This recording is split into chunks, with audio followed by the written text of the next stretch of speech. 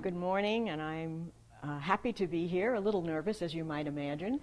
But what I intend to do, since I have a very short amount of time, it reminds me of those Shakespeare productions of the unabridged complete works of William Shakespeare in 2 hours that I've gone to see, to give you an introduction to this method, what we do, why we do it, what the underpinnings of it are, in the hopes that by the time the 30 minutes are over, I will put a painting up and you'll be able to look at it and see some things in it that perhaps before I have spoken with you, you might not have been able to see.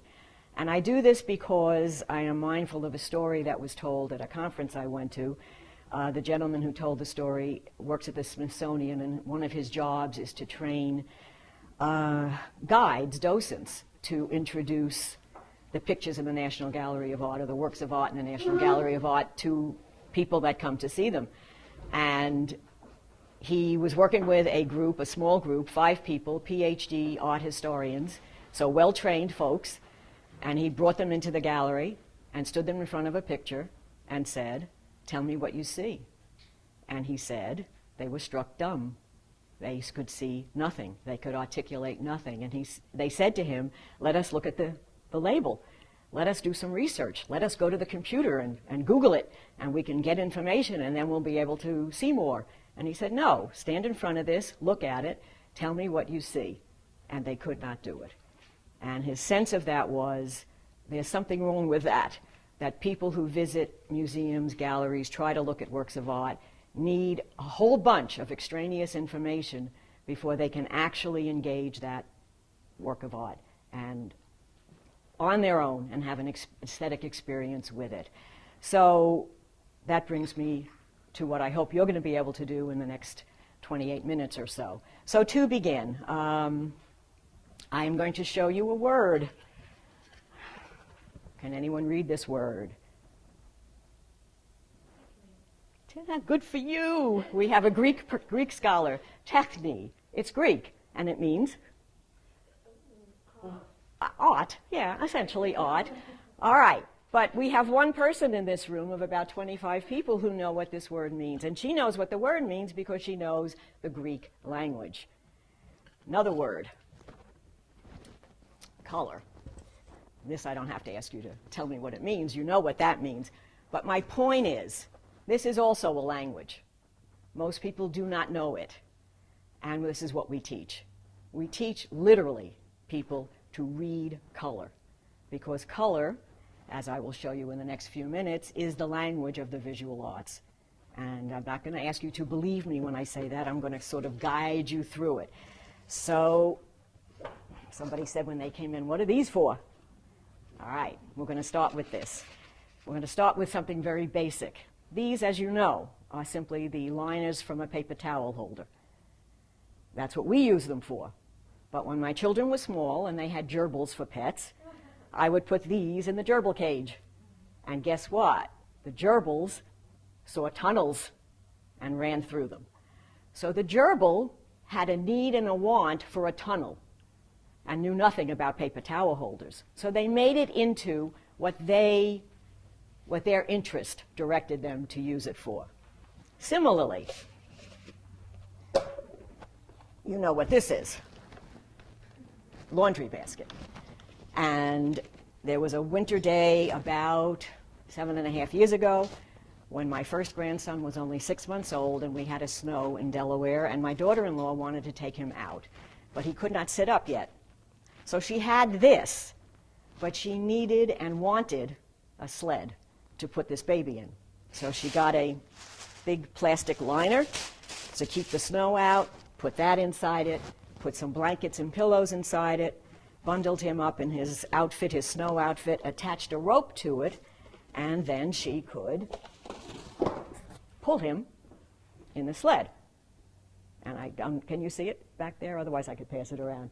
So there's the little clothes basket now made into a sled. My point is, this is what artists do. They have experienced something. Clothes basket, paper towel holder, a landscape, a vase of flowers, a person, an idea, and they want something to do with it. They feel a need to say something about the discoveries they're making with that subject. And since they're visual artists, they have to work with color to say their say, to record the meaning of the aesthetic experience that they are having with that subject. That's far more complex than essentially making a sled out of a clothes basket. But the idea of it is exactly the same. They experience one thing in our real world. They see a meaning in it that interests them, that excites them, that gets them all worked up. And they want to somehow pass that message on, communicate it to other people. Since they're visual artists, they have to do that using the tools that a visual artist uses. So, let's see what they are. If you're looking at me, and I'm holding these daffodils, and I'll get to these in a minute, what characteristics or attributes do I now have that enables you to see me? Or to ask it more simply, how come you can see me in this room? What allows you to do that? What happens here? Why are we able to see each other and see the stuff in this room? Anybody know? Light. Yeah. In a room that's enclosed, not this one, where there's no windows, I can turn the lights out if people don't get this. Without light, we don't see anything. If you have ever been to those caverns, like Howe Caverns in New York, where you go deep into the bowels of the earth, and the guide then, once she gets you down there, turns the lights out, you could put your hand up to your nose, you see nothing. And if you stay in that kind of darkness long enough, literally the cones and the rods in our visual apparatus start to atrophy. Our eyes need light in order to process the visual information that they're taking in. So light becomes literally the first element that a visual artist must use. This is a visual medium. It is done via sight, and we take it in and understand it via our sense of sight. And because we have light, some of it's absorbed, some of it's reflected, we get color. And where I end and some of this background stuff begins, or if I put my white sleeve against my black shirt, there's a boundary, there's an edge where the white edge ends and the black begins. So we get a boundary or a line or an edge, call it what you will, that separates one color shape from another. And that's literally true in our lives. So call it a line for the sake of this argument. And I'm here, you're back there, there's space over me, there's space behind me. We in our world and all the objects in our world occupy positions in space. So this is essentially what Dr. Bond said a visual artist has to use, and hopefully back there you'll be able to see this. Light, line, color, and space, he has argued, become the plastic means for the visual artist. Why plastic? Because it's malleable and changeable, because all of these elements interact with each other and essentially can transform one thing into something else. For example, color. If I take this flashlight and shine it on here, what happens to that gold? It gets lighter. So light affects color by making it lighter. On the other hand, if I took the flashlight and shined it behind this paper, what happens? Makes the color glow. So the light caught within and shining through color creates a glow. This became extremely significant for the Venetians, who developed a technique essentially of using an underpainting of a warm sepia brown and then applying transparent color glazes, meaning they took their oil paint, and it couldn't have happened before oil paint, thinned it way down with oil till they were transparent, and they would lay a glaze on, let it dry, and then another, and then another. In some cases, 100 of them went on a panel to build up a color volume which allowed the underpainting, the light, to continue to shine through every subsequent color application, creating what Dr. Bonds calls the Venetian color glow. So they knew by manipulating color that there was a way of affecting light and color together to create an effect that interested them, which was a glow. Okay. Some of you know, obviously, as well, that if you take a simple space, as so, and you do something like this, you create an illusion of a depth of space. If you can make it even more interesting by essentially making these little things go back and making them smaller as they go back, and you create a pocket of space that looks like it recedes. It's an illusion, which we'll get to again in a second, because really nothing here is going back anywhere. This is a flat surface, so we are creating, visual artists create an illusion. But that's the effect of line, essentially, on space. So what I'm saying to you is all of these means interact with each other to create different effects that visual artists use, and that's why he calls them plastic. And artists use, and we'll get to this in a second, subject and tradition. All of these things that we teach are listed on this chart. This is about all of them, and I'll get to that sort of at the end just to sum this up. But we're talking about a method that's objective, and the reason it's objective is very, very simple.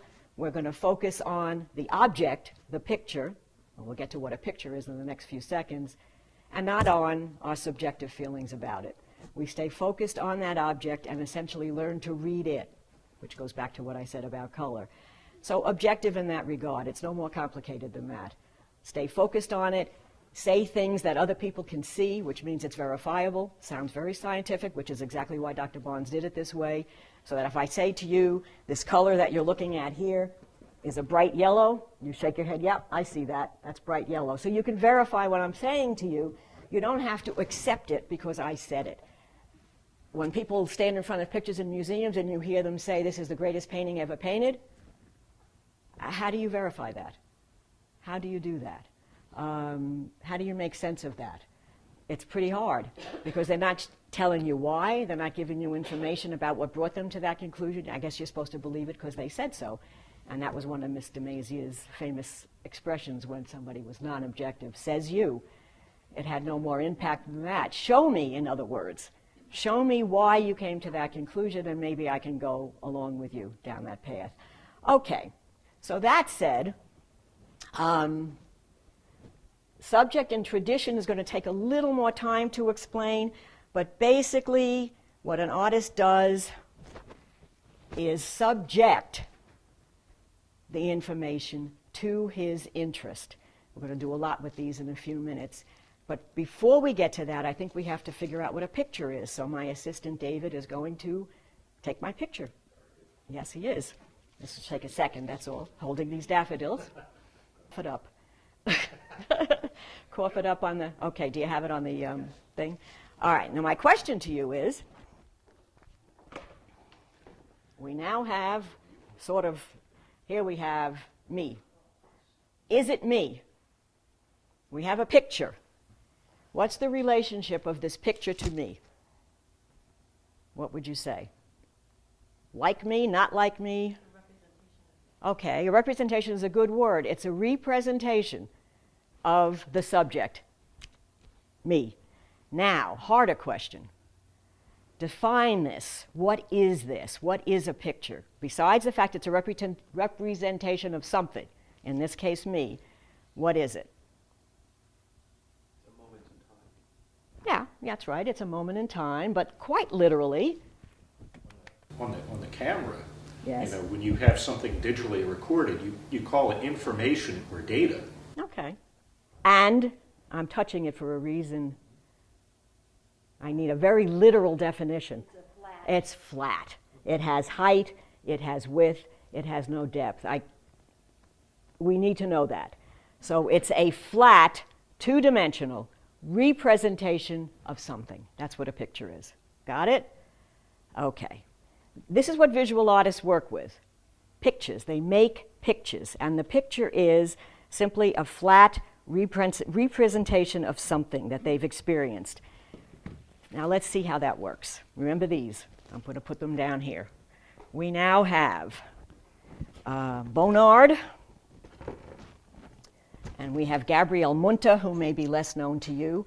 She's a German expressionist painter. That's really all you need to know. I won't say any more about it. Okay. they made some pictures using daffodils, and I'll hold this one up since it's smaller and get closer. This is a little watercolor that was made by an artist in Wilmington, Delaware named Phyllis Hartzler, also using daffodils. So now we have 3 pictures, all starting from, relatively speaking, a similar subject, daffodils. They all experienced daffodils. So these 3 artists went out or set up or looked at or did whatever they were going to do with some daffodils. Now my question is, each of them used their subject in a very different way. So if we just first look at this one, which is I think the hardest one for you to see, what would you say Phyllis Hartzler did to and with her subject, which again were 3-dimensional flowers growing somewhere that she probably cut and took inside and put into a, looks like a cut glass vase, or was a cut glass vase. Words. It's now a picture. It has height, it has width, it has no depth. What kind of color? Or maybe it would be easier to do it this way. How do they differ? That's a better, maybe an easier thing to look at. It's much lower in resolution and softer. Okay, so it's softer. In terms of the volumes that are created, which of the 3 has the weight, the more heft to it? Yeah. This one or that one? You think this one? You feel that it's heavier? I feel it's more sculptural. Okay. Because it's so compact. All right, it is compact. And so this is definitely flatter, very reduced volumes in this one. If you look at how she renders what were the flowers, they're just washes of color, and sometimes the line that delineates petals don't even match. I mean, they go over the border, or the color spills on the other side of them. The background colors are simply washes of colors in certain shapes, and you might say there's a somewhat of a projection of what was the vase. But for the most part, it is flattened, it's light, it's delicate, it's airy. Now, the words I'm using are what Dr. Barnes calls broad human qualities. This is the language that pictures speak, he would argue. It speaks in qualities, that everything in our world that we experience, we essentially feel emanates a certain characteristic, at least to us, and everybody will respond differently to those characteristics. And all the ones I've mentioned about the little picture that I just held up, the delicacy, the lightness, the airiness, the softness, are qualities. And things in our world have them, and artists respond to them. That's what they're trying to understand, the visual artists, and that's the message that color carries. Color can carry the message of qualities. It can't carry the weight and the freight of some other mediums, for instance, essay writing or fiction writing or theater pieces. It can't do it as well. Color is not that kind of a medium. So when we talk about it and we talk about paintings, we have to respond to the qualities that we experience in the picture. All right, so in the case of then Bonnard, notice, he borders his picture. He actually paints a frame around it. What does that do? It does focus the eye, and what does it do particularly to the space? Restricts it. Yeah, it ends it, it restricts it, and notice how by framing it essentially, which is what a good frame on a painting does as well, it gives you again a little bit of a pushback, a little bit of an illusion that there's space there. Not a heck of a lot of space in that, because he closes it right up with this background